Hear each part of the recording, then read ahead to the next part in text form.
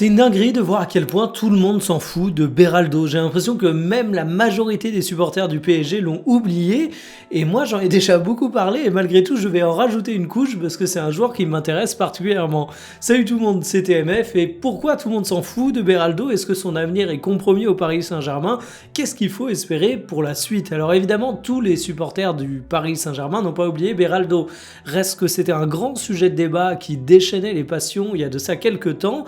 Et il a vu son temps de jeu grignoté par Zabarni, mais également les débats grignotés par Zabarni, parce que le défenseur central qui mérite peut-être pas son prix, désormais, c'est l'Ukrainien et puis le Brésilien. Mais que voulez-vous? Je trouve la trajectoire de Beraldo incroyablement intéressante. Déjà parce que c'est un joueur qui a eu quelques nouveautés en termes d'utilisation dernièrement. Si vous avez été un gros suiveur du Paris Saint-Germain, vous avez pu constater que Luis Enrique a défendu et même mis en pratique cette option au milieu et non pas en défense centrale ou au poste de latéral gauche, mais je trouve qu'il est aussi assez intéressant pour s'interroger sur deux points. Le premier, c'est la question de l'évolution de l'effectif du Paris Saint-Germain. Vous verrez qu'on fera un petit bond dans le passé et franchement, on se dit qu'on est bien aujourd'hui à Paris quand on regarde dans le rétroviseur. Et c'est également un moyen d'aborder le sujet des défenseurs centraux qu'on pourra qualifier, c'est un raccourci, mais de beau à jouer. Parce que Beraldo a longtemps surfé sur ce fantasme, mais aujourd'hui, le fantasme, il sort à la réalité. Évidemment, je parle de Paris parce que nous sommes en semaine européenne, qu'il va y avoir un grand match du côté de Liverpool. Il y aura à la fin de la vidéo une partie sponsorisée par Winamax. J'en profite pour vous montrer les cotes. Et comme d'habitude, je vous donnerai mon petit pronostic. Si vous avez envie de vous lancer à la création de votre compte, vous rentrez le code promo TMF10, ça vous donne 10 € en free bet et votre premier pari est remboursé jusqu'à 100 €. Et j'ai un avis sur cette rencontre que j'ai envie de développer, notamment par rapport à ma vidéo de la semaine dernière. Bref, très longue introduction, rentrons dans le vif du sujet. Bienvenue pour cette nouvelle vidéo Talk My Football.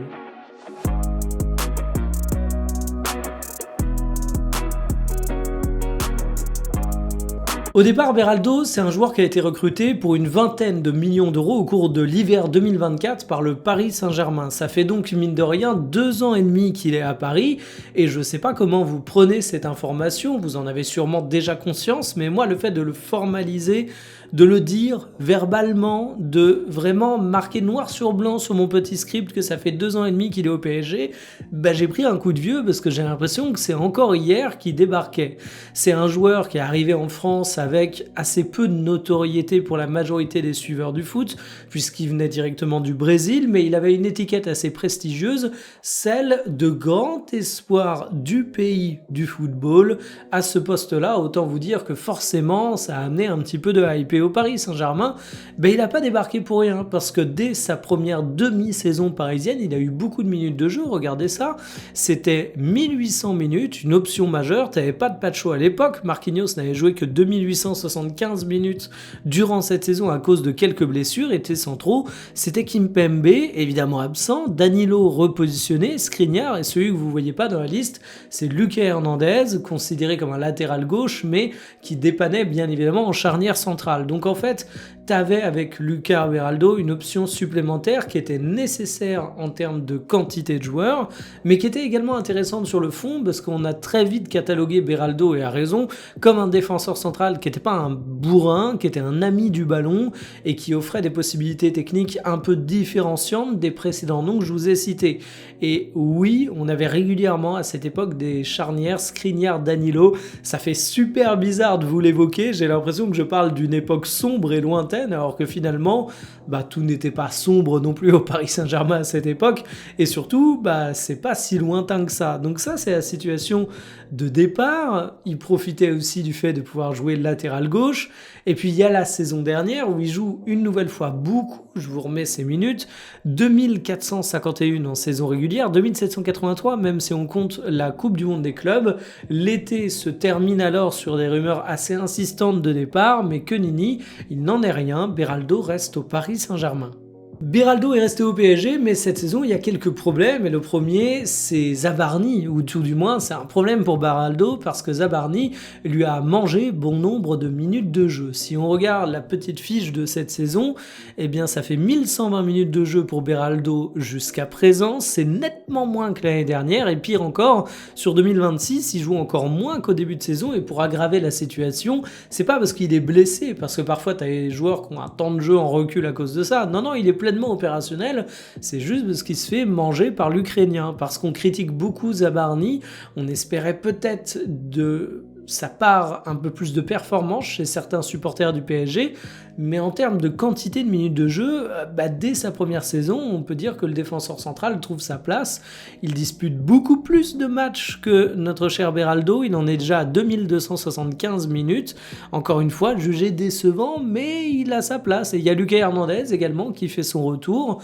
Il occupe des matchs à la fois à gauche, à la fois en défense centrale, mais toujours en solution de remplacement derrière les titulaires. C'est là que normalement Beraldo grattait du temps de jeu, donc finalement, ça fait plusieurs acteurs qui vont aller taper un petit peu dans sa réserve de minutes. Et puis surtout, Lucas Hernandez, on l'aime, on le déteste, on l'approuve, on le désapprouve, mais il y a un signe de la part de Luis Enrique qui prouve une certaine confiance, c'est que quand il s'agit de faire rentrer un profil défensif en Champions League pour gratter quelques minutes de jeu à la toute fin de match, c'est pas un mec comme Beraldo que tu fais rentrer, on pourra revenir sur les raisons, c'est un mec comme Lucas Hernandez. Donc en fait, Beraldo, c'est un joueur qui a 22 ans et son temps de jeu, ils font comme neige au soleil. C'est inquiétant parce que 22 ans, c'est normalement l'âge où tu as besoin de jouer pour progresser.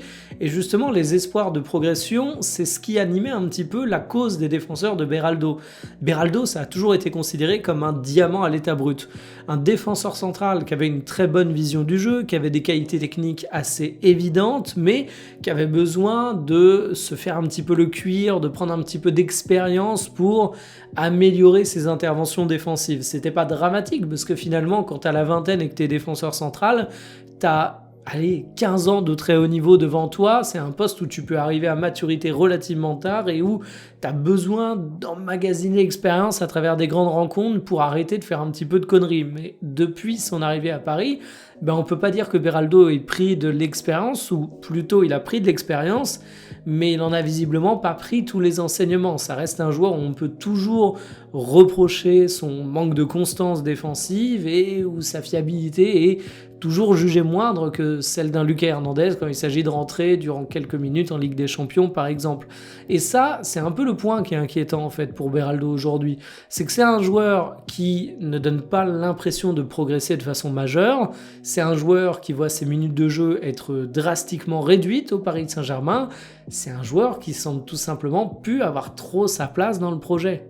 Quand on se penche sur l'avenir de Beraldo, il y a quand même des facteurs d'espoir, il faut pas tout voir négativement. Déjà, le premier point, il est un peu vulgaire à rappeler, mais c'est que c'est pas un nulos, Beraldo. C'est quand même un joueur qui a une grosse capacité à distribuer le jeu proprement, qui a un potentiel physique certain, qui a une compatibilité évidente avec le jeu de Luis Enrique.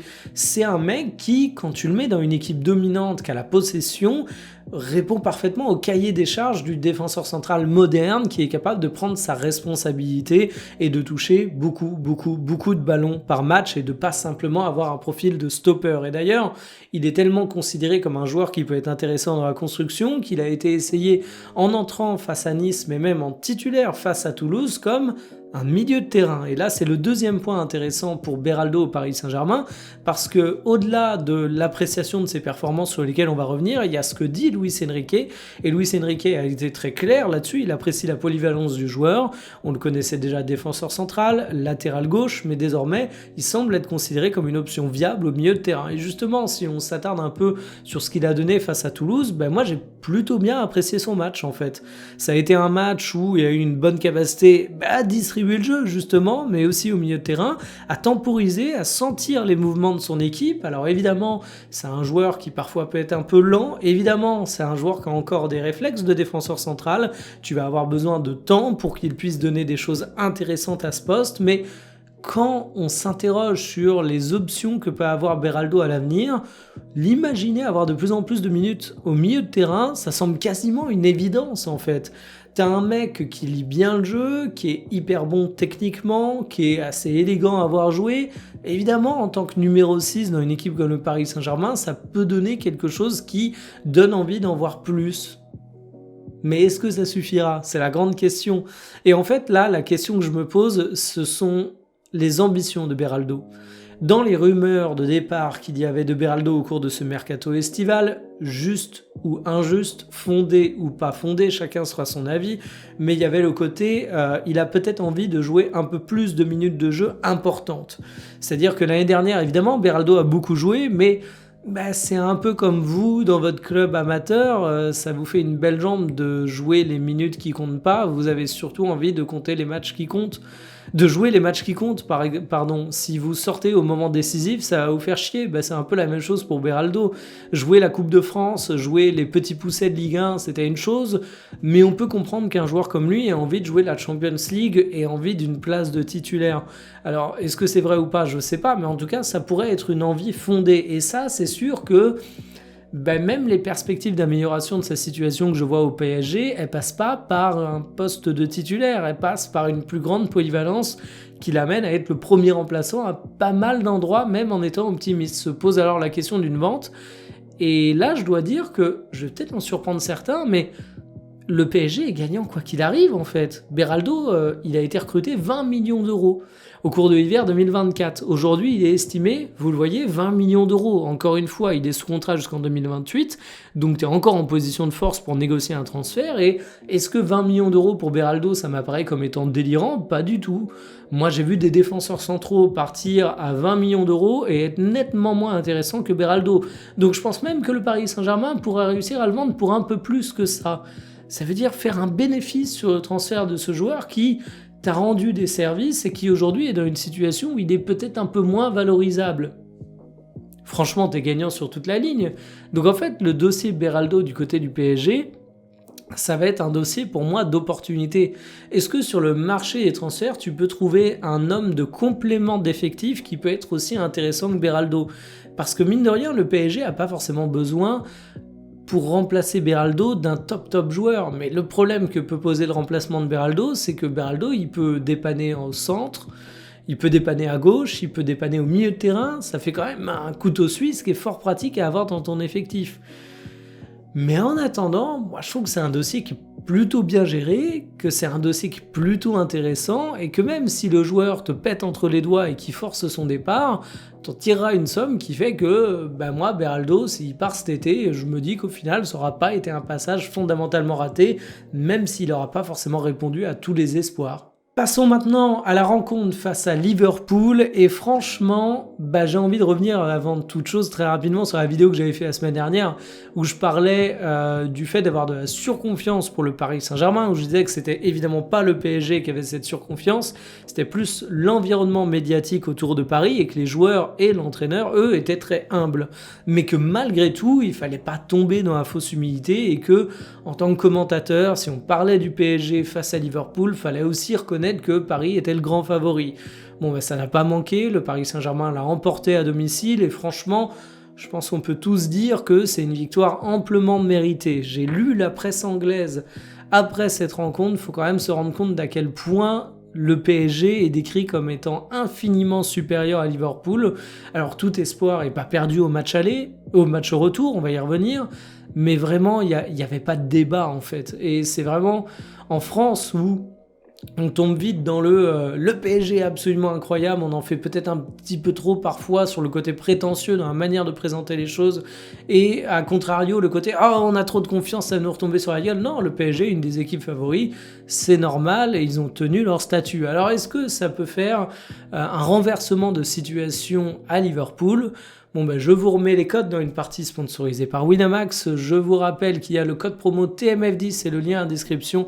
Ça a rentré lors de la création de votre compte, ça vous donne 10 € en free bet. Winamax rembourse votre premier pari s'il est perdant jusqu'à 100 €. Et quand vous utilisez le code, ça aide la chaîne. Le PSG, immense favori. 97% des parieurs vont dessus. Par contre, pas favori en termes de résultats sur la cote, puisqu'on a Paris à 2,45. Donc la magie d'Anfield est quand même prise en compte par le bookmaker. On a dans les paris les plus posés, résultat PSG, les deux équipes qui marquent, PSG au match nul, du Dembélé, du Gvara, qui est définitivement l'homme de la Ligue des Champions. Et moi, je vais sur nombre de buts, plus de 1,5, et PSG au match nul, parce que finalement, si j'ai pas trop de doutes, à la hauteur des pas trop de doutes qu'on peut avoir dans le monde du foot, hein, on peut toujours être surpris sur la qualification du Paris Saint-Germain, un petit match nul, ce serait pas non plus la surprise du siècle. Donc je suis confiant pour le PSG, je pense vraiment que c'est une équipe qui est en forme, qui collectivement est mature, qui a bien réussi à se renouveler, qui a des solutions sur le banc, et qu'en face, Liverpool, si je pense pas qu'ils vont avoir un naufrage tactique à la hauteur de ce qu'ils ont fait au match aller, c'est quand même une équipe qui est sous le PSG, et si je pense que il n'y a pas non plus un monde d'écart, remonter de but, ça demande quand même de faire une performance bien meilleure que celle du PSG. Peut-être que ce match retour va remettre les pendules à l'heure et remettre un peu d'équilibre dans la confrontation, mais justement, au pire pour le PSG, moi j'imagine plutôt Liverpool remettre un peu d'équilibre que Liverpool infliger une correction aux Parisiens. Dites-moi ce que vous en pensez. Peut-être que je suis encore un Français trop arrogant autour du Paris Saint-Germain, mais j'ai le droit, c'est pas l'équipe que je supporte. Donc finalement, je suis juste un observateur, peut-être trop arrogant. Sur ce, moi je vous dis à demain pour une prochaine. Salut.